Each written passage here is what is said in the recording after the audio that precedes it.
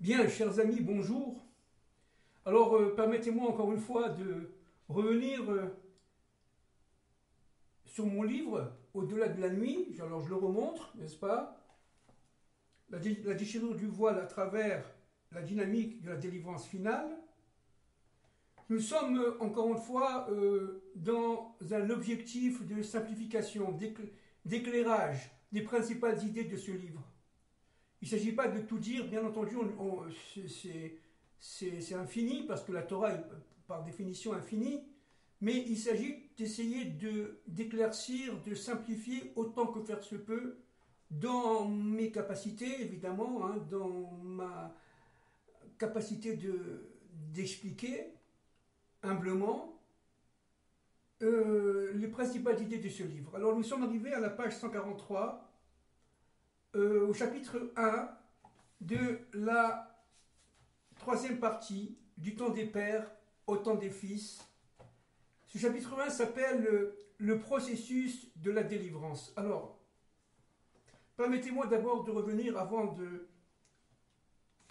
d'expliquer un peu, quelque peu, le couple Aaron-Moshe, Moïse à Aaron, d'expliquer un peu cette histoire de dynamique de l'histoire, cette histoire de dynamique de la délivrance. Chaque génération porte sa propre délivrance.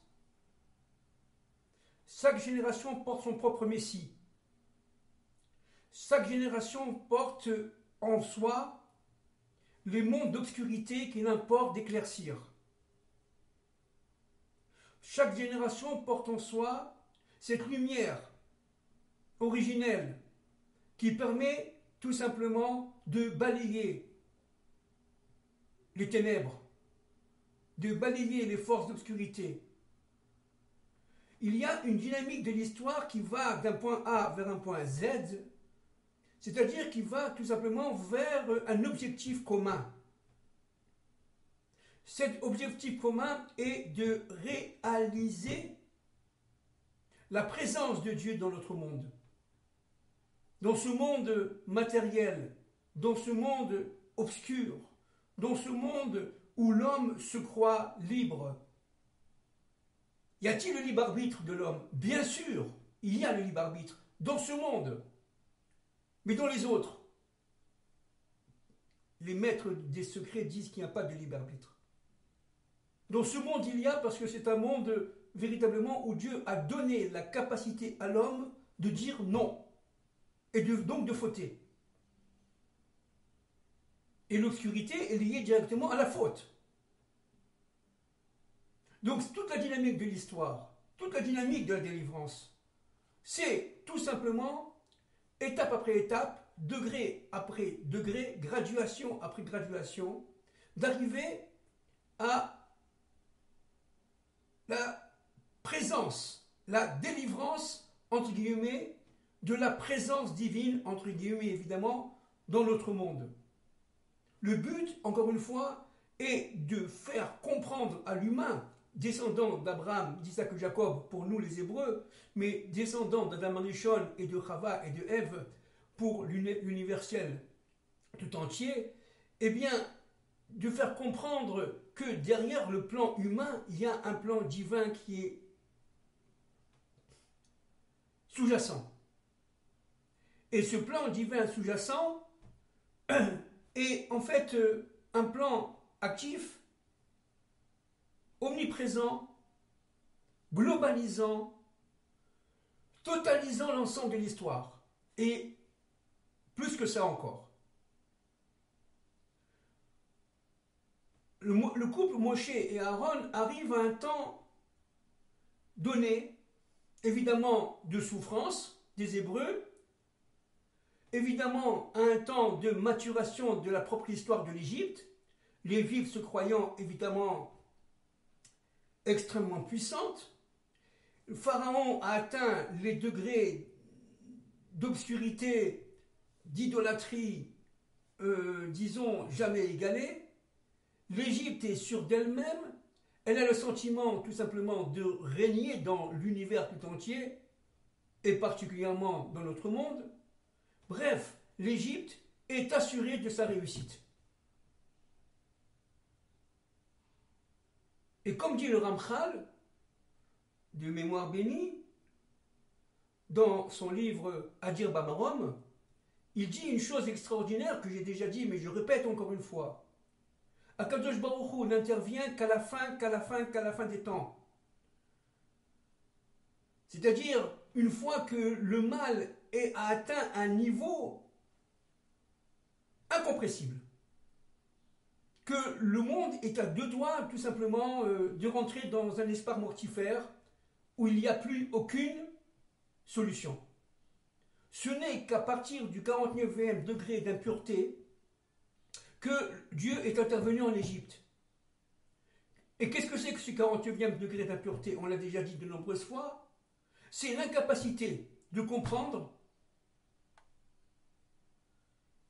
que dans le Pardès, c'est-à-dire dans le Pshat, le Remez, le Drash et le Sod, il y a une volonté, il y a un plan.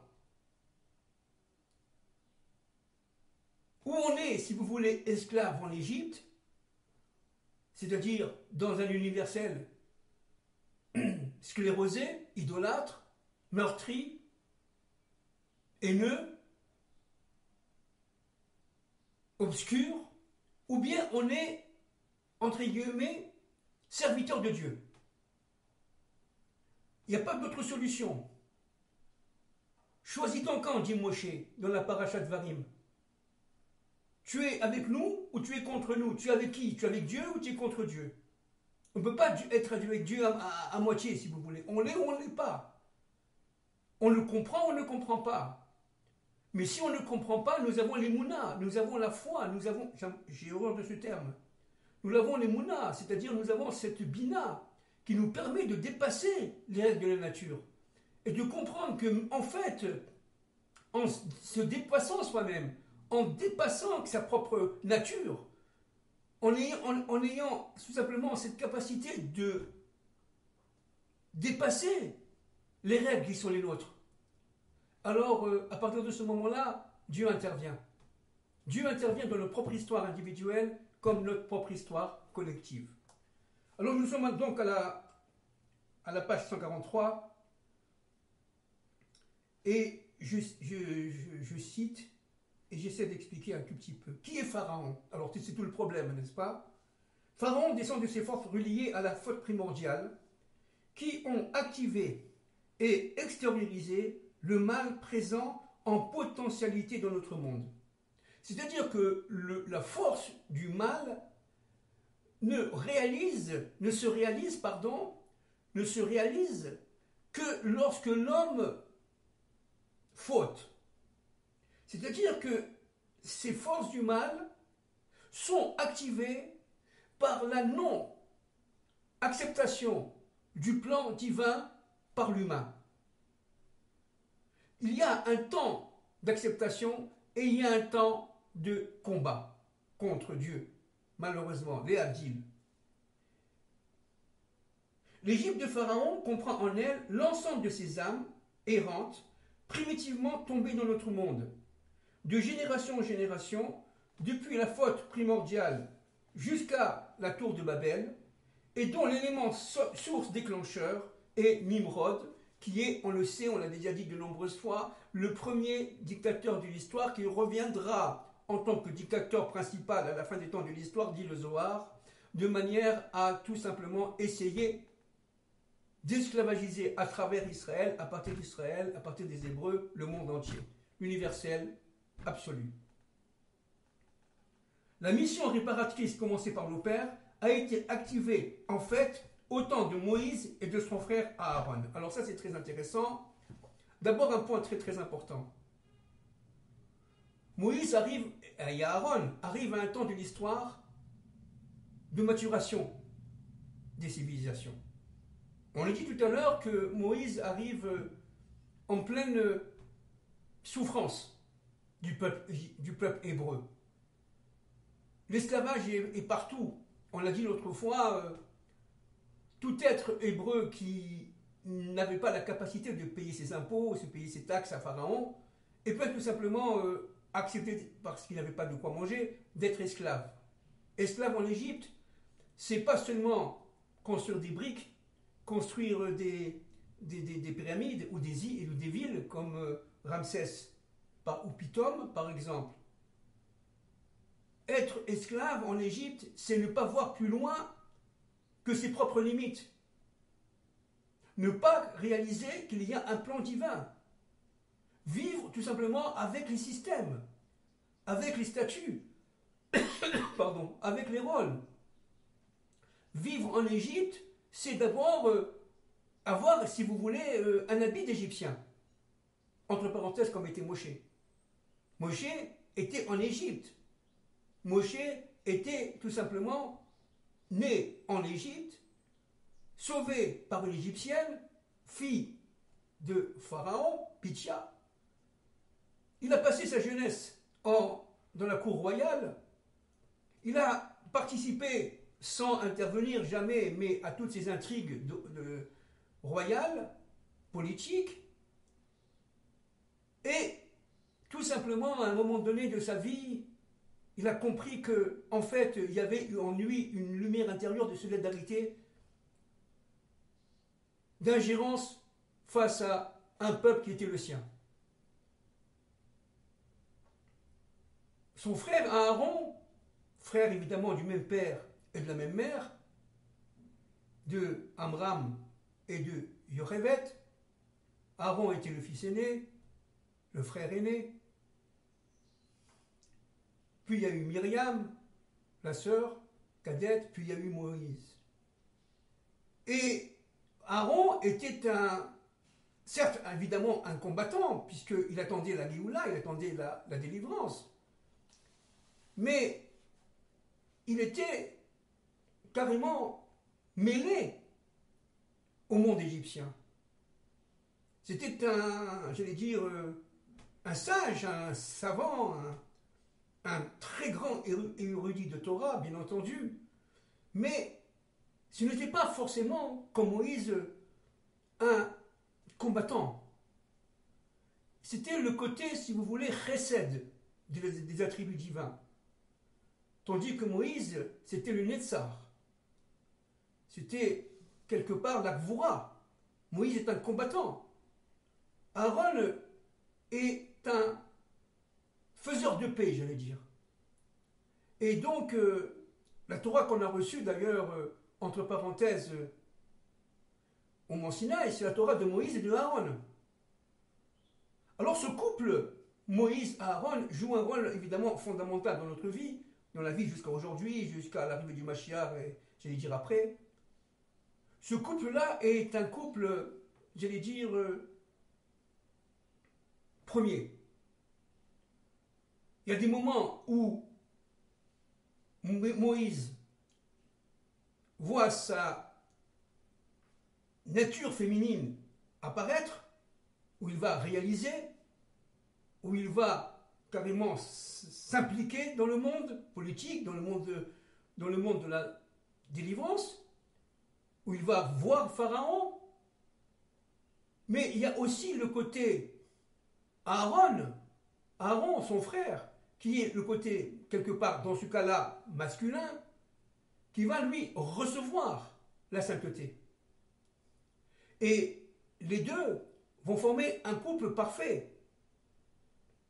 Moïse, dans son côté masculin, va recevoir la Torah et va la transmettre par son côté féminin à Aaron, qui lui, on l'a compris, par son côté masculin, va la recevoir et va la donner aux anciens par son côté féminin. C'est un couple initiateur, j'allais dire, parfait, tel que Dieu a voulu. Et évidemment, leur femme jouait un rôle fondamental, que ce soit Tzipora ou la femme de Aaron, bien entendu, étaient des femmes sublimes, superbes. Et donc, ces deux êtres, on va avoir la force ensemble, d'aller voir Pharaon et de le mettre en joue. De le mettre en joue comme complètement, sans peur, avec des reproches. Ils vont être capables de dépasser tous les systèmes de protection, dépasser toutes les limites de l'Égypte, pour arriver droit vers Pharaon, les yeux dans les yeux. C'est vrai que Moïse avait peur. Mais Dieu disait à Moïse, n'aie pas peur, avance, je suis moi dans la tête de Pharaon. Avance. Moïse bégayait, disent les Chachamim. Ce qui est écrit dans le Pshat, dans la Torah, Parashat Shemot. Moïse bégayait. Qu'est-ce que ça veut dire? Alors c'est vrai que dans un premier temps, il avait un problème de langage, mais dans un second temps, il bégayait parce qu'il ne pouvait pas être compris par Pharaon. Son langage était un langage trop obscur pour Pharaon. Pharaon était trop bas pour comprendre le langage de Moïse. Il a fallu, si vous voulez, Aaron, pour pouvoir transcrire le message de Moïse à Pharaon. Parce que sinon, la délivrance ne peut pas se faire. Le Mashiach ben David, lorsqu'il parlera, il parlera grâce évidemment aux forces de Moïse, mais aussi aux forces d'Aaron. Moïse est un guide. Aaron est un prêtre. Même si la prêtrise devait être en début donnée, on le sait, les maîtres de secret le disent, à Moïse plutôt qu'à Aaron. Mais Aaron est un prêtre. C'est-à-dire, il est près de la Torah. Son but, c'est la sainteté. C'est d'expliquer la Torah au peuple. Et ce couple-là était redoutable. Et Pharaon n'avait absolument aucune possibilité, j'allais dire, de le combattre. Parce qu'il était tout simplement... ses forces étaient annihilées par la surpuissance issue de la Bina, issue de la Chorma, issue même du Keter, la couronne divine qui resplendissait dans la tête de Moshe et dans la tête de Aaron. Alors je lis, pages 144 et 145, quelques passages.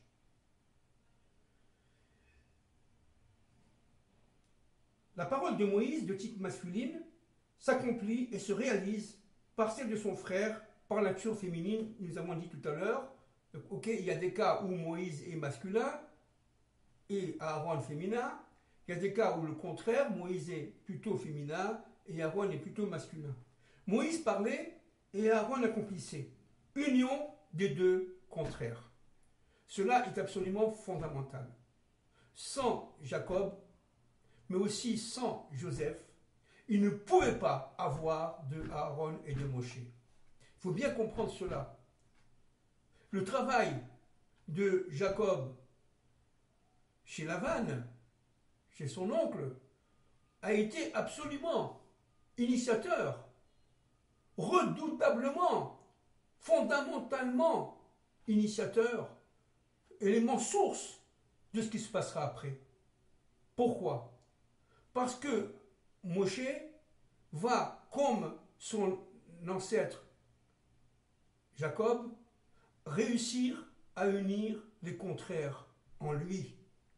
Et Aaron aussi va réussir à réunir les contraires en lui. C'est-à-dire qu'en fin de compte, cette union de contraires permet tout simplement, dans le Yesod, c'est-à-dire dans les fondements du monde, par les forces de Joseph, permet de tenir à Pharaon. Parce que Pharaon, qu'est-ce que c'est en fait? C'est la malchoute, mais inversée. C'est la glorification du roi, de l'empereur, ou on peut parler de ça, de Napoléon, ou ce que vous voulez, mais inversée.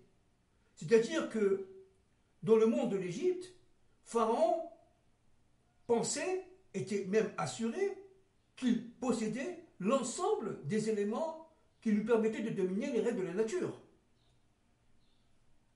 Et voilà un phénomène, un couple, Moïse et Aaron, surnaturel. On ne comprend pas. On ne comprend pas. Pour Aaron, pour Moshe, 1 plus 1 n'est pas forcément égal à 2, si vous voulez. Ça peut être inférieur à 2, ça peut être supérieur à 3. Et ça, c'est dans l'esprit de Pharaon, dans l'esprit de l'Égypte de l'époque, comme aujourd'hui d'ailleurs, dans l'esprit du monde globalement égyptien d'aujourd'hui, fondamentalement aujourd'hui, contrairement à ce qu'on pense, idolâtre. Eh bien, l'arrivée du Mashiach va être une énigme, absolue. Grâce à cette jonction très profonde dans l'autorité d'Aaron entre le féminin et le masculin, apparaît une unité entre la réception et la réalisation, entre le donner et le recevoir pour donner. Ça, c'est très très important. Dans le monde de l'Égypte, on reçoit. Société de consommation. On reçoit pour vivre dans le monde du plaisir, dans le monde de l'idolâtrie et remercier les dieux de cette réception. Dans le monde de la Géoula, dans le monde de la délivrance hébraïque, il faut recevoir pour donner. Il faut recevoir pour donner. Et il faut donner pour recevoir afin de donner. Le but, c'est de donner, d'imiter Dieu. Akadosh Baruch Hu, évidemment, donne sans arrêt. S'il arrête de donner un quart de millionième de seconde, le monde n'existe plus. Le monde tombe à volo.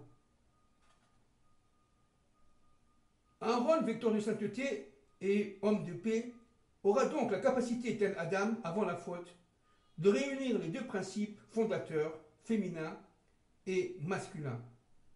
La parole masculine reçue de Moïse, son frère, va en fait se dédoubler en deux types, avais-je écrit, page 144. L'une parfaitement masculine, issue de la pensée, l'autre toujours masculine, mais intégrée au féminin à des fins de réalisation, c'est ce que nous avons dit tout à l'heure. Il s'agit d'une dynamique éducative de l'histoire. Il s'agit de revenir à la faute, réparer d'Adam et Ève. Il s'agit de revenir au monde d'Adam et Ève avant la faute.